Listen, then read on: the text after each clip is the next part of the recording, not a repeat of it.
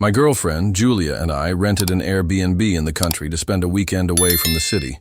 The place was simple, but cozy. A single-story house with a balcony, surrounded by trees and no neighbors nearby. The host left clear instructions, and the key was exactly where he said it would be, under the doormat. As soon as we entered, we checked everything. There was nothing wrong. The house smelled of wood and damp, which was expected for an old building. We kept our bags in the room and spent the first day exploring the little town. At night, we played a few games of cards, drank some wine, and slept peacefully, without any sign that anything was wrong. The next afternoon, after a tiring day of hiking, we returned home and noticed a few things out of place. Nothing big. Nothing that would alarm us. But you know that nagging feeling that something isn't as it should be? The bathroom door was ajar, and I clearly remembered closing it that morning. A kitchen chair seemed a little far from the table. Julia swore her suitcase was closer to the bed before we left, but we thought it was all in our heads. After all, we were tired, and it wasn't like we took photos before leaving to compare. So, we continued the night normally, cooked together, and decided to eat on the balcony, enjoying the cool breeze. It was only after dinner that we started to feel real discomfort. While we were washing the dishes, Julia suddenly stopped and stared at the kitchen floor. "Did you hear that?" she asked, whispering. I was quiet for a few seconds, trying to catch any sound other than the tap. Nothing. Just the wind outside and the crickets. She swore she heard a creak coming from the room. I went there, opened the door slowly, and turned on the light. Everything seemed normal, but again something bothered me. Was my backpack a little more sideways than before? I couldn't say for sure. Even so, we decided to ignore it. We convinced ourselves it was just paranoia. We decided to watch a movie before bed. The Wi-Fi signal was weak, so we used the notebook resting on the coffee table. Around midnight, Julia fell asleep on the sofa, and I stayed there, a little drowsy, almost passing out too. That's when I heard it. One click, as if someone had turned the front door handle, very slowly.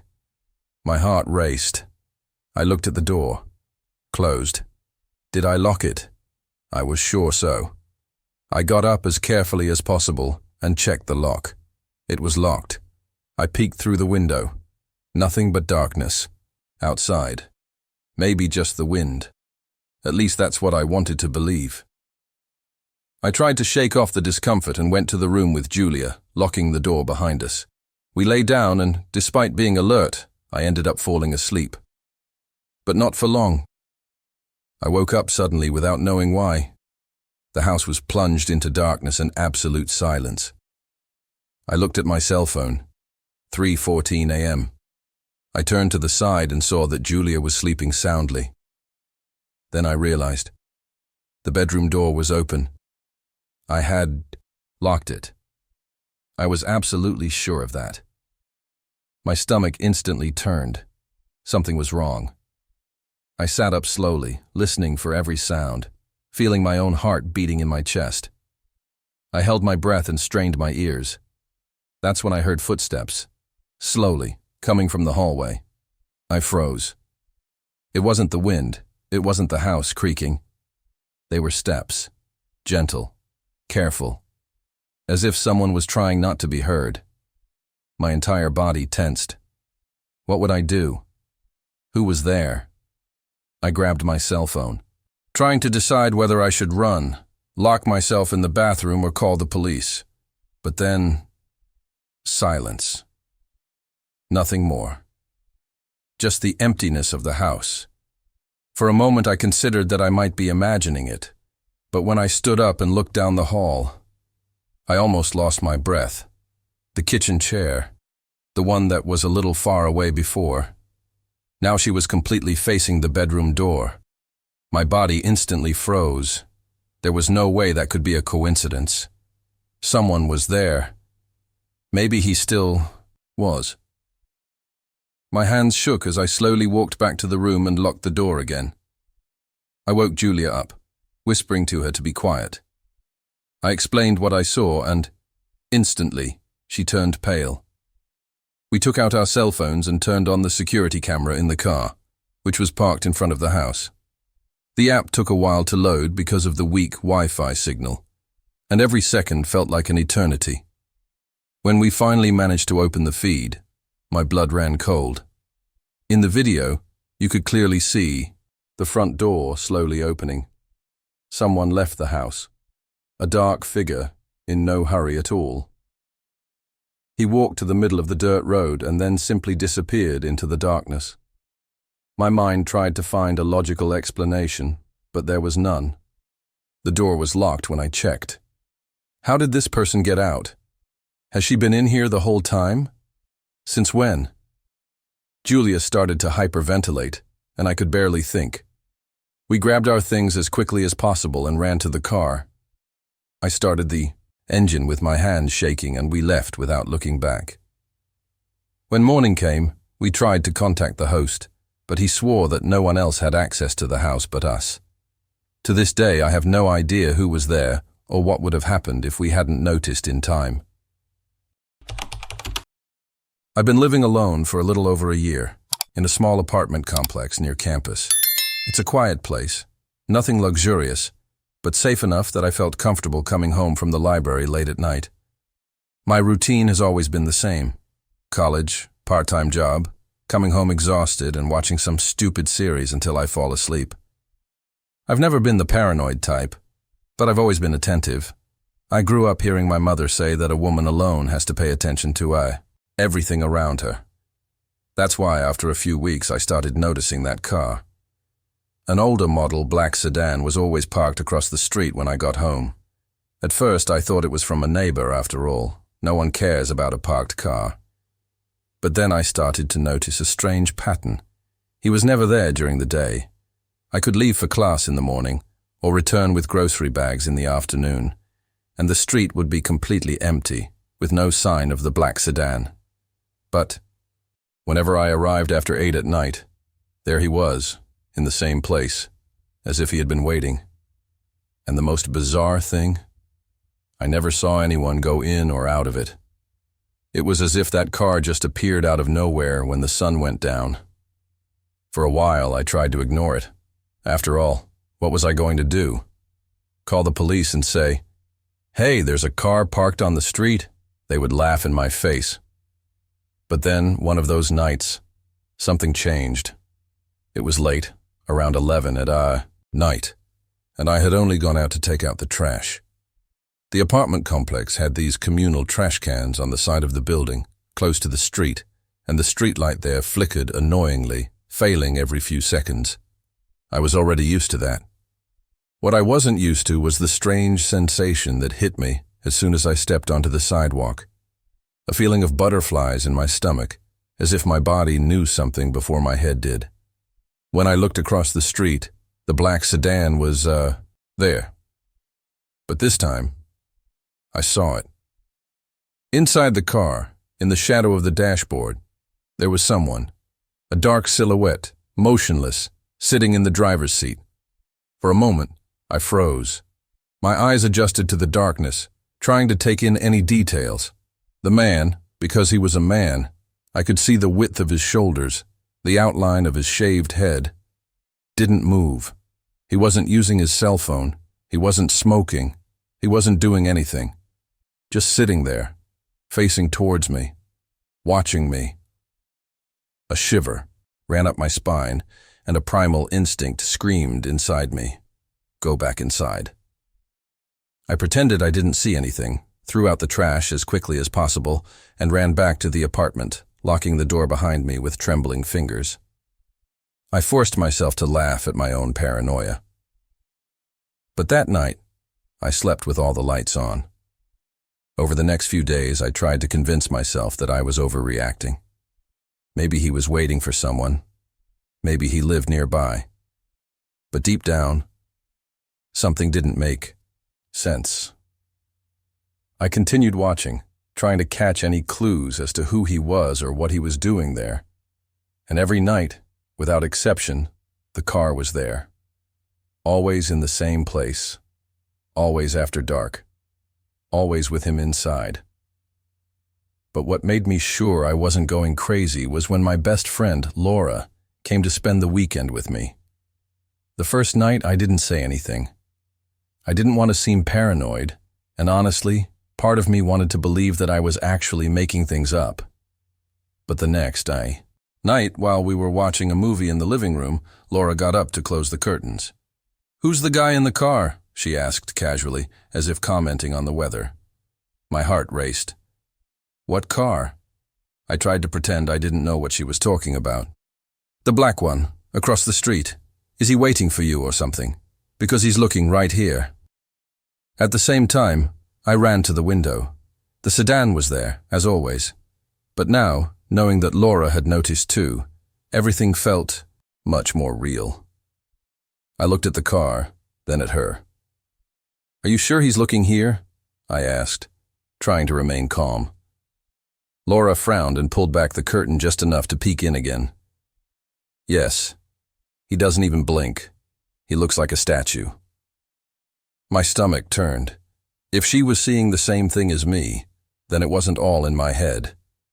We couldn't see his face in the dark, but we knew he was watching us. A heavy silence filled the room, and I realized we were holding our breath. "Okay, that's fucking, weird," Laura finally said, letting out a nervous laugh. "Why is he there every night?" I had no answer. My chest tightened with a fear that now seemed undeniable. Something wasn't right. And for the first time, I seriously thought about calling the police. But what was I going to say? "There's a guy in a car looking at my window." What kind of crime was this? Laura, being more impulsive than me, decided that she wasn't going to just ignore it. Before I could stop her, she threw open the curtain and waved at the car. My heart almost came out of my mouth. "What are you doing?" I hissed, pulling her arm. But it was too late. The man in the car did not react. It didn't even move. Nothing. It just remained there, sitting in the dark, like an empty presence. "See?" she whispered. If it had been someone waiting for someone, they would have at least given a signal, rolled down the window. I don't know. This is not normal. The silence on the street was suffocating. I had never realized how dead that place was at night, as if the whole world was sleeping except us. I closed the curtain tightly and pulled Laura away from the window. "Okay, fuck it. We lock everything away and ignore this guy." But the problem was that now I couldn't ignore it. Knowing he was there, looking at my window, left me unable to relax. I spent the rest of the night with a weight on my chest, every noise from the street making me jump. Around 2 in the morning, I finally fell asleep. But I woke up suddenly, with a horrible feeling, as if someone was very close. My body was frozen.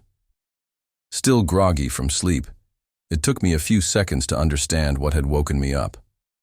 The apartment was completely silent, except for the faint sound of Laura's breathing, sleeping on the mattress next to my bed.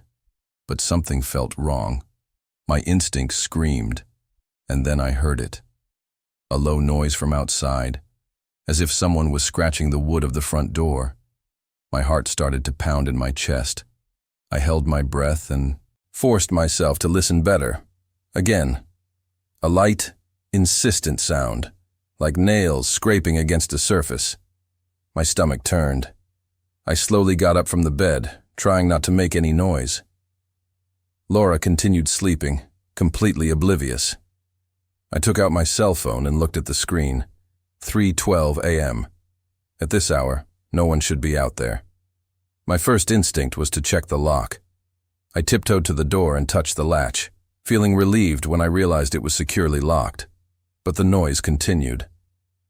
A slow, uneven scratch, as if someone was just testing, feeling the surface. I tried to look through the peephole, but all I saw was darkness. The hallway light was off, which didn't make sense. It was on all night. Whoever was there knew exactly what they were doing. My chest rose and fell quickly. My breathing was heavy. My hands shook as I unlocked the cell phone. I thought about calling the police, but what was I going to say? Someone is scratching my door. As I tried to decide, the sound stopped. I stood there, every muscle in my body locked, listening to the oppressive silence of the apartment. Then, very softly, came another sound. One click, as if someone had tried to turn the doorknob. The click was so soft that for a second I thought I had imagined it. But then it happened again. Someone outside was testing the handle, trying to open the door. My blood ran cold. I knew it was locked, but that didn't matter. The fact that someone was trying to get in left me paralyzed. I swallowed hard and took a step back, gripping the phone so tightly my fingers hurt. That's when Laura stirred in bed, letting out a sleepy murmur. My heart raced. And then, outside, I heard something else. One step. Slow, heavy. As if the person knew I was listening. As if she wanted me to know she was still there. The entire corridor seemed to be plunged into suffocating silence.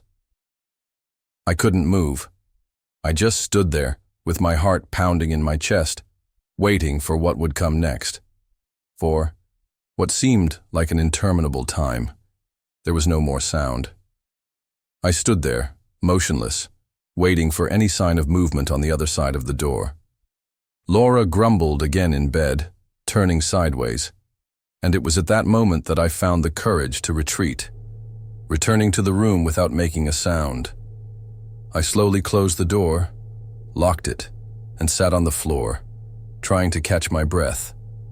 Fear still pulsed through every inch of my body, but at least for now, nothing was happening. Minutes passed. Maybe an hour. So on impulse, I picked up my phone and opened the camera app. My heart was beating so hard that I could hear the sound in my ears. I activated the front screen, with the lens facing the door, and with my hand shaking, I slowly brought the camera closer to the space under the door, just to see if there was anything there. I took a deep breath and looked at the screen. At first, I only saw the floor of the hallway, and then, right at the edge of the door, 2 bare feet. My lungs seized up. My entire body went cold. The feet were there, motionless, a few centimeters from the door. No shoes, no sound of breathing, just that shadowy presence waiting, not moving. My finger almost slipped on the cell phone screen because my hand was shaking so much. I wanted to convince myself it was a shadow play, a trick of my mind, but I knew it wasn't.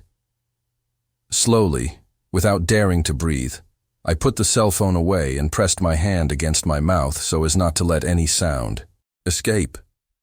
I needed to wake Laura up. I needed to do something, but every cell in my body was screaming not to make any sudden movements. Then, outside, something finally happened. The feet moved. They didn't retreat. They didn't run. They just slid forward a few inches, as if the person was leaning in, listening. And then, 3 soft knocks on the bedroom door. The sound was quiet, but each beat made my chest tighten like it was being crushed. 3 slow, calculated taps. It wasn't someone knocking by mistake. It wasn't a neighbor confusing the doors. It was someone who knew I was in there, curled up on the floor, holding my breath. My entire body was begging me not to respond, not to make a sound. But then Laura stirred again, this time waking up. She opened her eyes, confused, and saw me sitting on the floor, pale, shaking. "What it was," he whispered. But before I could respond, there was another knock, this time stronger. Laura stopped. Her eyes widened, and I saw on her face the exact moment she realized something was very wrong. "Is anyone there?" she asked, still groggy. I wanted to rip her voice out of the air, stop her from speaking, but it was too late. On the other side of the door, a long, drawn-out breath echoed through the hallway, as if someone was smelling the air, sniffing. Laura looked at me with pure panic in her eyes. Neither of us moved.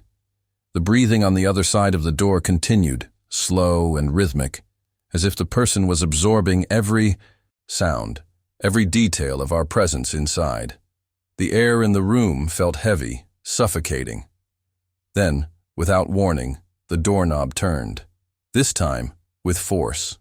Laura let out a small scream and jumped out of bed, grabbing my arm. I didn't know what to do. My body wanted to run. I wanted to scream. I wanted to disappear. But all I could do was squeeze his hand, as if that were enough to protect us. Silence returned. No sound of footsteps, no words. Just the overwhelming feeling that, on the other side of the door, someone was waiting. I couldn't think of anything other than locking something else away, creating a barrier between us and what was on the other side. But what could I do? The door was already closed. There was nowhere to run. Laura held my arm so tightly that her fingers dug into my skin. She looked at me, desperate, and I saw her lips move without a sound. What do we do? I grabbed my phone, my hands shaking so hard I could barely unlock the screen. I typed 911 and pressed call. The ringing began to call, and at that very moment, the silence in the corridor was broken. Steps. Slow, dragging, retreating, as if the thing knew exactly what I was doing. Laura noticed it too. We looked at each other, listening to the footsteps get further and further away, until the sound disappeared completely. The emergency dispatcher answered, but I couldn't say anything for a few seconds. I just listened to the silence on the other side of the door, waiting for any sound to return. But he didn't come back. My voice was shaky when I finally managed to speak. Someone is trying to break into my apartment. The attendant asked a few questions. Where I lived, if I had seen anyone, if the door was still locked. I responded automatically without taking my eyes off the door. Laura slowly walked away, took a pair of scissors from the desk drawer and held on tight, as if that would help. The attendant said that a car was already on the way and that we should stay inside the room. But I couldn't relax. That thing, or person, hasn't made a sound since the footsteps disappeared. The next few minutes were torture. Any little noise made me hold my breath. Until we listened. Knocks on the main door. This time, strong and fast. "This is the police! Open the door!" Laura and I looked at each other. We waited for any other sound, any sign that anyone was still in the hallway. But nothing. I gathered my courage, unlocked the bedroom door, and ran to the entrance. I looked through the peephole. 2 uniformed police officers were there. My heart was still pounding, but I finally let it out. I turned the locks and opened the door. The police entered quickly, sweeping the apartment with trained eyes. One of them asked if we were okay, while the other went straight into the hallway, hand close to his gun holster, looking around. Laura and I were still shaken, but we managed to explain what happened. The car, the man, the banging, the doorknob turning. The police officer who stayed with me wrote everything down, but his expression was the same as someone listening to an absurd story. He asked if we had cameras in the building. I denied it. The other officer returned minutes later. "No one in the hallway, no signs of forced entry," he said, "but there's something you'll want to see." My stomach sank. Laura and I looked at each other before following the officers outside. The hallway was empty, but the door of the neighboring apartment, which had been unoccupied for months, had something strange about it. Brands. Deep scratches in the wood, as if something had repeatedly run nails or a blade there. But the worst was when the police officer pointed to my door. Right next to the doorknob, there was a different mark, an impression of something wet, as if someone had pressed their hand there, and the fingers were absurdly long. My throat instantly dried out. Laura took a step back, shaking her head, as if to deny what she was seeing. The officers exchanged a quick look, but said nothing. "Are you sure you didn't see who it was?" one of them asked, as he shined his flashlight at the mark on the door. I could only shake my head. How was I going to explain that, even without having seen it properly, I felt that it wasn't normal? They asked a few more questions, patrolled the area, and assured me that they would be patrolling the neighborhood over the next few days. But I realized right away, for them, this was nothing more than a stranger, a possible invader.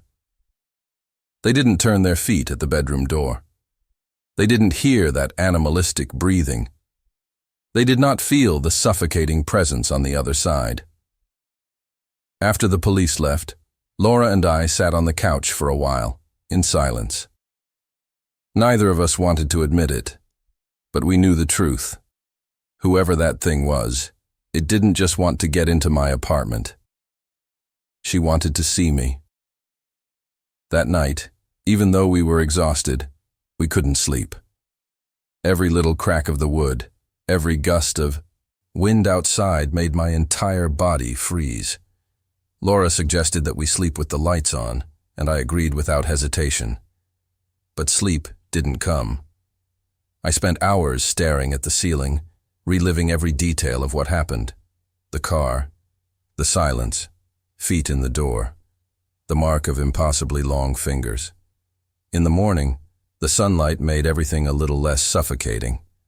Laura said she would stay with me until I decided what to do, and it wasn't until we had coffee that I realized something. I ran to the window and looked across the street. The black car. He was no longer there. After weeks of standing in the same place, he disappeared without a trace. No clues, no explanation, as if it had never existed. But even now, months later, every night, before going to sleep, I look at the street, because a part of me knows that one day he might come back. I work the early shift at a 24-hour gas station. It's not a busy place, at least not at night. Most of the time, I'm alone behind the counter, watching videos on my cell phone or waiting for someone drunk to come in to buy cigarettes. But there was one thing that always made me look outside. A stray dog. Every night, around 2 in the morning, he would appear near the trash can, on the side of the gas station. He didn't get too close. He just stood there in the darkness, watching. He didn't bark. He didn't touch the trash. He just sat there, motionless. It was strange, but I kind of got used to his presence. After a few nights, I started to get curious. The animal seemed very thin, so one night I decided to leave some food near the trash can. A piece of bread and some strips of dried meat that I had in my pocket. I watched from inside the store, but he didn't move. I continued to work at dawn as usual, and after about 40 minutes I went out to see if he had eaten. But the food was untouched. The strange thing was that the floor of the gas station was still damp from the previous night's rain. And there, around the food, were footprints. They started out like puppy paw prints, leading away from the direction he always stayed, but along the way, they changed. Suddenly the tracks were no longer paw prints, but bare feet. Humans. I stood there for a few seconds, looking at the footprints. It didn't make sense. I even tried to come up with a logical explanation at the time. Maybe someone had walked by after the dog, stepped on the footprints and deformed them. But no. The tracks were lined up in an impossible way. The dog footprints simply became human footprints, as if the animal had transformed along the way. A shiver went up my spine, and I went back inside the station, trying to ignore it. I convinced myself that I must be seeing things, that the bad lighting and tiredness were playing tricks on me. But that night was different. I couldn't relax. The feeling of being watched grew stronger, and every time I looked outside, the dog was still there. Only this time, closer. Around 3:30 in the morning, something happened that made my stomach turn. The station was completely silent, just the buzz of the fluorescent lights and the distant noise of the road. I was sitting behind the counter, trying not to think about the footprints, when I heard a strange sound outside. It wasn't barking or howling or anything I'd ever heard before.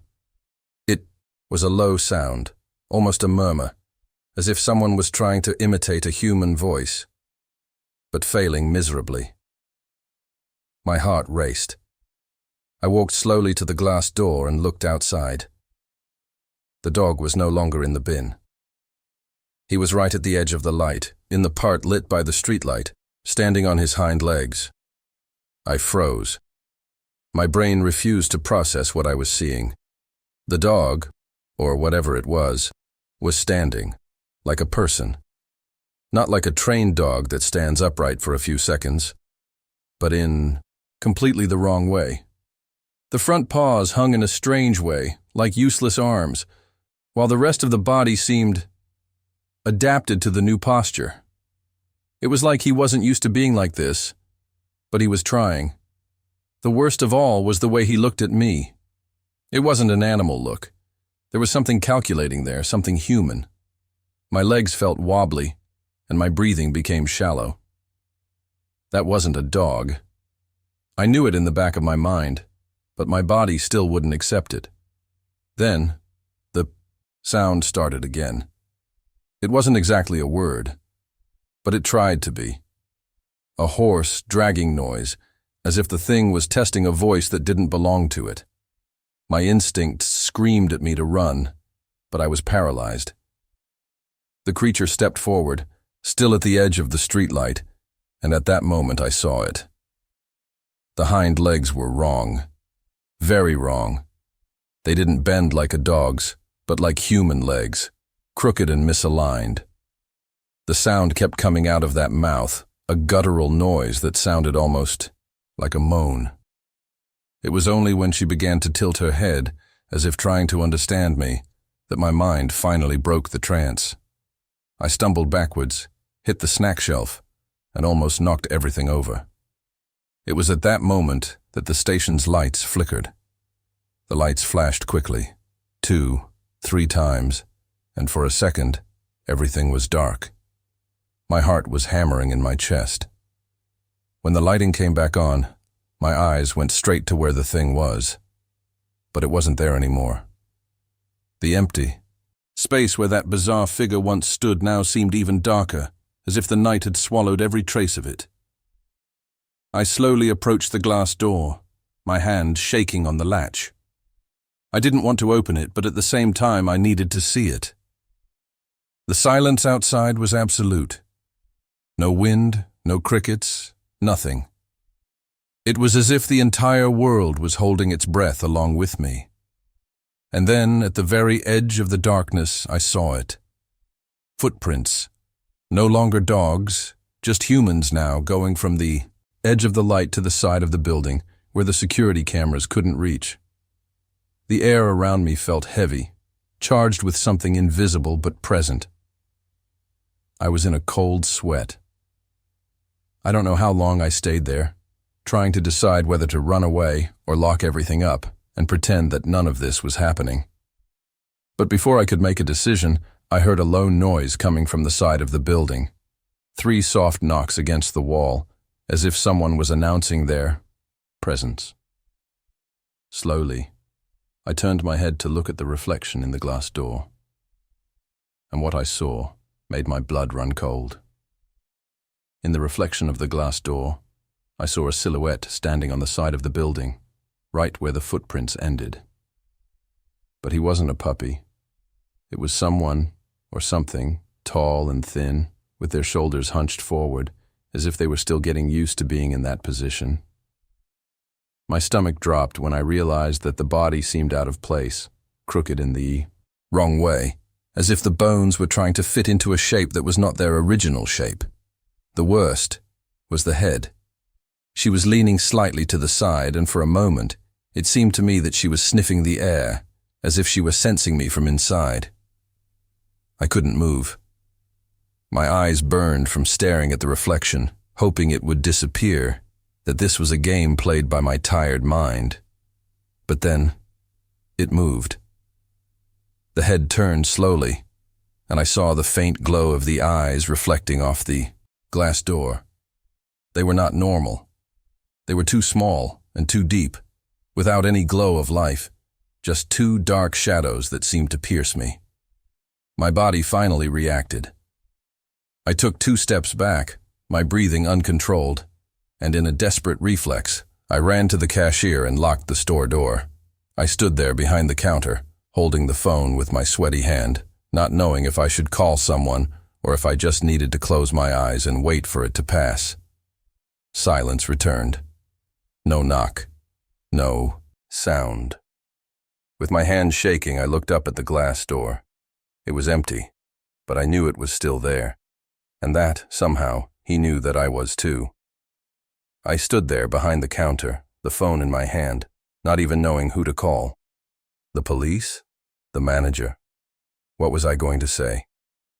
Is there something out there that used to be a dog and now isn't?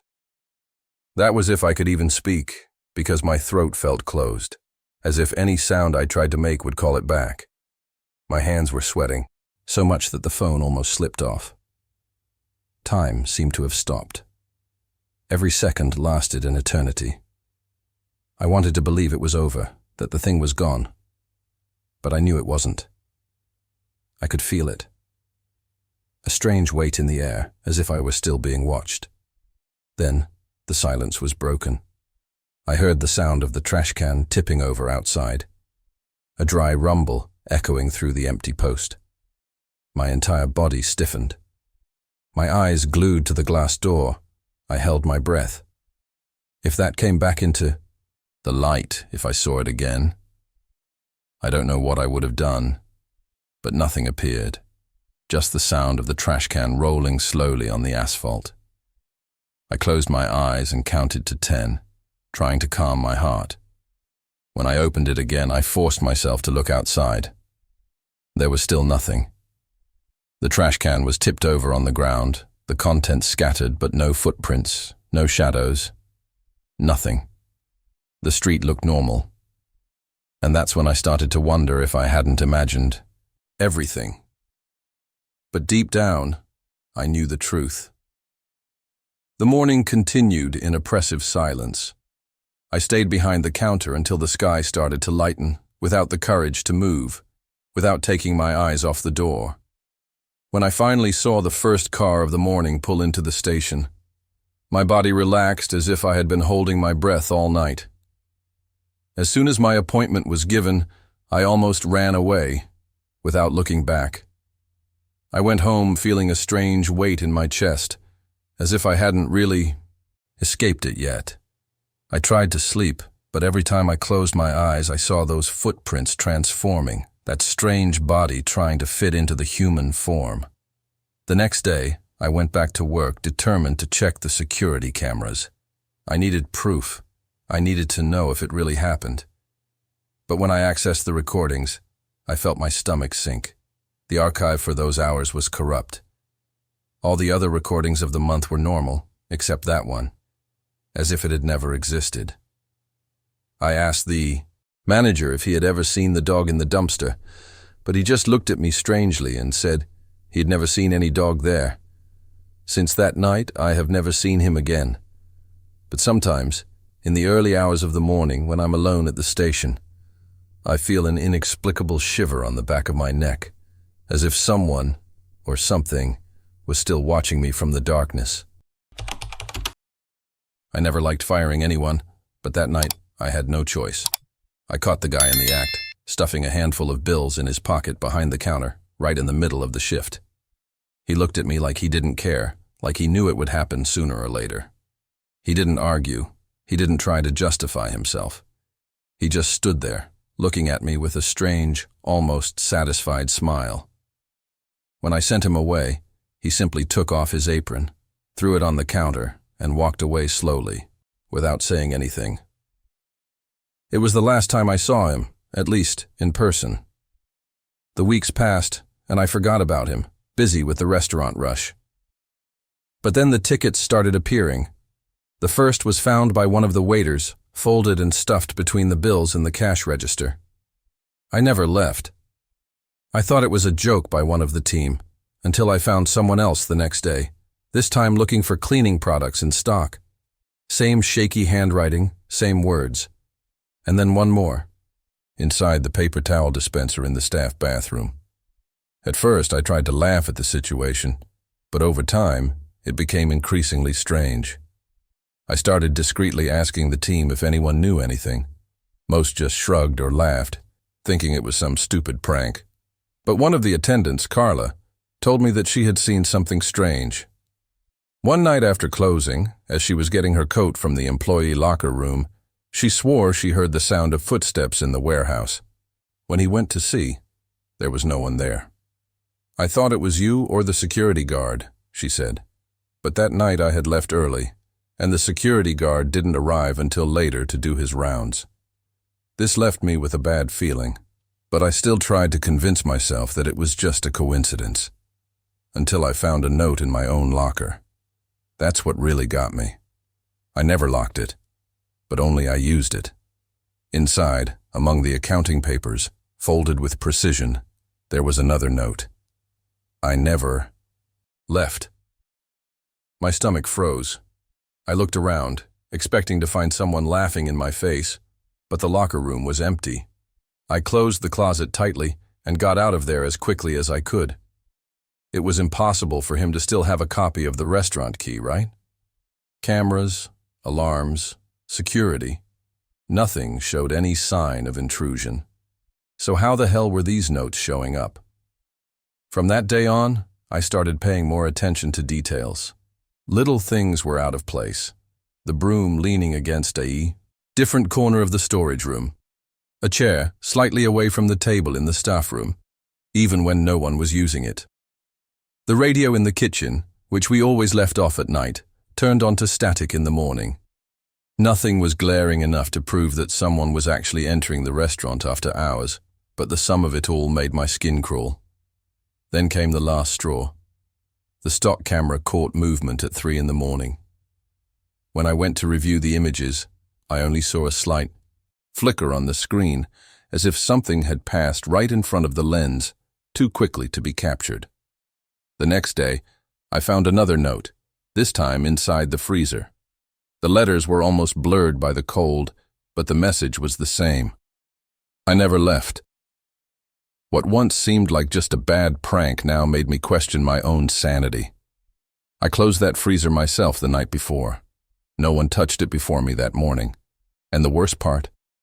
The note wasn't just inside, it was placed underneath one of the meat boxes, as if someone had walked in, lifted the box, and placed the paper there. I felt sick. It didn't make sense anymore. That night, I decided to stay after work. The security guard had already made the rounds and locked everything, but I hid in the office, leaving the door ajar to have a partial view of the kitchen and the hallway that led to the storage room. My heart was pounding, and I felt kind of stupid for being so tense, but something inside me told me I needed to see it with my own eyes. The hours passed slowly. All remained silent until shortly after 3 in the morning, when a faint noise came from the back of the restaurant. A dry noise, as if something had scraped against the floor. My muscles seized up. I held my breath, and peeking through the crack in the door, I saw a shadow moving slowly down the hallway. It was low, as if someone was crawling or walking hunched over. My mouth instantly dried up. I should have called the police right then, but I was paralyzed. The silhouette stopped right at the entrance to the stockroom. After a moment of absolute silence, I heard the faint sound of paper being folded. My chest tightened. It was impossible. There was no way he could be there. And then, without warning, the office door closed with a thud. I jumped back, my heart racing. When I got the courage to open it, there was no one there. But on the floor, right in front of me, was yet another note. I never left. At that moment, I no longer wanted to know if it was a prank, a vengeful ex-employee, or something much worse. I practically ran out of the restaurant, without looking back. My car was parked across the street, but it seemed too far away. As I unlocked the door with my hands shaking, I felt a chill run up the back of my neck, that inexplicable feeling of being watched. I glanced at the restaurant's facade, and for a second, Just a second. I was sure I saw a silhouette standing inside, behind the glass. Low, hunched over, motionless. My eyes burned, and when I blinked again, there was nothing. Maybe it was my mind playing tricks. Maybe it was real. I didn't want to find out. The next day, I resigned. I didn't give an explanation. I just said I couldn't handle the work anymore. Tickets never stopped appearing, according to the new manager, who texted me a few weeks later asking if I knew anything. I just ignored it and blocked the number. I never went back to that street. I never ate at that restaurant again. But sometimes when I reach for something in my coat pocket or open a random drawer, I get a slight shiver, as if at any moment I was going to find a small, folded piece of paper with those 3 words handwritten on it. I've never been the type to believe in these things. I always thought that stories about cursed objects, ghosts, and mysterious voices were something from movies or exaggerated reports on the internet. But what happened that night made me question everything. My husband and I had been exhausted since our daughter was born. Bad nights, diapers, endless crying. Anything that made our routine easier was welcome.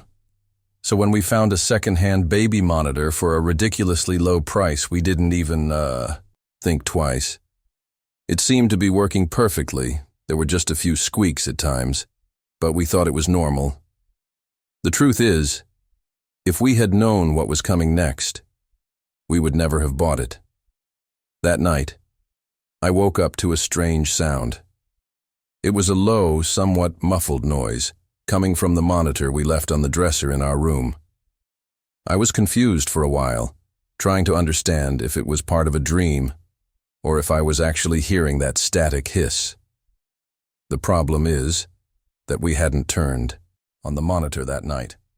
The baby was sleeping in her crib, and any different noise made me alert. I got up and went to the device. When I turned the knob to adjust the frequency, the sound became clearer. And that's when I heard it. A faint whisper, almost swallowed by the hiss. A male voice, low, as if he was very close to the microphone. Shh! Don't wake her. Instantly, a shiver ran down my back, and my heart skipped a beat.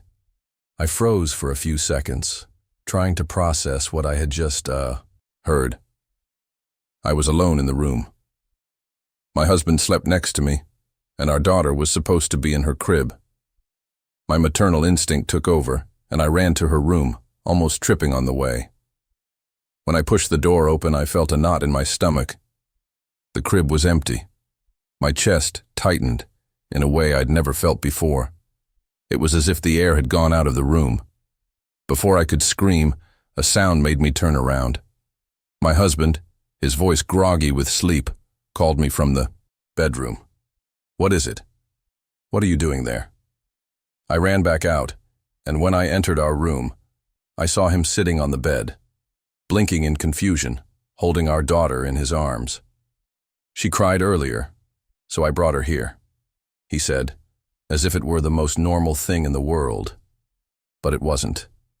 We both stared at each other, trying to fit the pieces together. Neither of us had turned on the monitor that night. But someone, or something, was speaking from the other side. My breathing was rapid, and I felt my hands shaking. Are you sure you brought her here?" I asked, still trying to understand what was happening. My husband frowned, clearly annoyed at being suddenly woken up. "Yes, I remember getting up and picking her up from her crib," he replied. But there was something in his voice, a hesitation, as if he himself wasn't completely sure. The room felt colder than before, or maybe it was just fear creeping up my spine. My gaze automatically went to the baby monitor on the dresser. It was still on, making a low, irregular hiss. I approached slowly, not even realizing I was holding my breath. I picked up the device with shaking hands, and the moment I touched the off button, a new sound came from the speaker. A short whisper, almost like a muffled laugh. This time it was a different, hoarser voice. I let go of the monitor in the same second, as if it had burned me. The monitor fell to the wood with a sharp crack, but remained on. The hissing increased for a second, and then absolute silence. I looked at my husband, waiting for him to say something, to make some stupid joke about me overreacting. But he just stood there, holding our daughter, pale as a ghost. I didn't know what to do. My body wanted to run away, but my mind tried to find a logical explanation. Maybe it was interference. Maybe another monitor was picking up our signal. But how to explain the voice? How do we explain the fact that someone, or something, knew our daughter wasn't in her crib? My husband got up slowly, still holding the baby in his lap, and went to the monitor lying on the floor. With a hesitant movement, he turned it off. The room fell into an eerie, almost suffocating silence. We both stood there, just breathing, trying to understand what had just happened. After a few seconds, he broke the silence. "We need to get rid of this," he said, in a determined tone. I just nodded.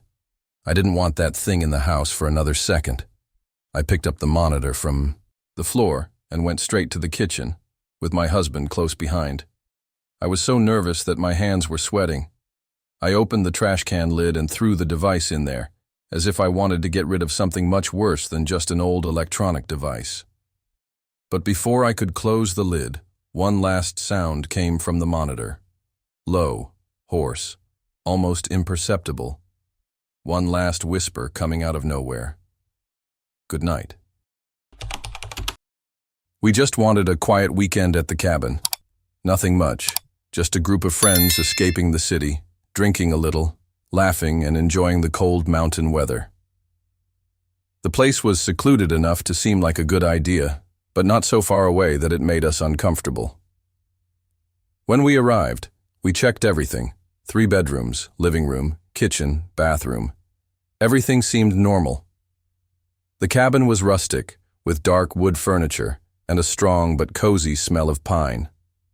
As it was getting dark, we decided to light a fire outside, near the porch. We spent hours there, telling stories, drinking beer, roasting marshmallows. Someone had the idea of taking some photos to record the moment. Nothing much, just selfies and some images of the illuminated cabin behind us. After that, we went back inside, locked everything, and went to sleep. The next morning, while we were drinking coffee, we started reviewing the photos from the night before. It was funny to see our drunken expressions and random campfire moments. But then came the photo. The damn photo. It seemed normal at first glance. Us around the fire, the warm light illuminating our faces, the dark cabin in the background. But in the reflection of the window, there was someone inside. A clear silhouette standing in the middle of the room, looking directly at us. My stomach instantly turned. Worst of all, that place was empty when we arrived. We checked each room. We locked the door before leaving. And there was that figure, as if it had been there the whole time. At first, we tried to find a logical explanation. Maybe it was one of us passing by before leaving. Perhaps a play of light, a strange reflection. But the more we looked, the less sense it made. The figure was tall, taller than any of us. She was standing still, as if she were watching us. And the detail that made me freeze? The face. You couldn't see the features, just a pale blur, no eyes, no mouth. No one wanted to admit it out loud, but the truth was obvious. Whoever it was, that person wasn't with us. The mood changed instantly. The coffee got cold in the cups, the laughter disappeared. Everyone felt the same strange weight in the air, that horrible feeling of being watched. We decided to check the cabin again, even though we knew it wouldn't help. The rooms were empty, the windows closed, the door locked as we left it. There were no signs of forced entry, no footprints, nothing. But I swear, the place felt different, as if someone had been there, touching subtle things that we couldn't identify. I wanted to leave, It might seem like an exaggeration, but something was wrong there. But convincing everyone to leave early wasn't so easy. Most thought we were scaring ourselves for nothing, that it must be a strange effect of the photo, some optical illusion. But I knew better. My entire body was telling me to get out of that cabin. Still, we stayed. We tried to go about our day as if nothing had happened, but the tension was palpable. We heard noises we shouldn't have heard, creaking in the woodwork upstairs, as if someone was walking around there. Objects that seemed to be in different places than where we had left them. But no one wanted to admit they were scared. In the late afternoon, the feeling got worse. I don't know how to explain it, but the air felt heavy, charged. The sun was setting when a friend of mine, Anna, entered the cabin before everyone else. A few minutes later, we heard a scream coming from inside. We ran to see what had happened, and she was standing in the middle of the room, white as paper.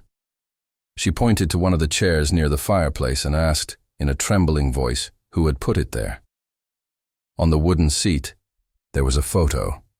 A printed, worn, old photo. When we picked it up to look better, our blood ran cold.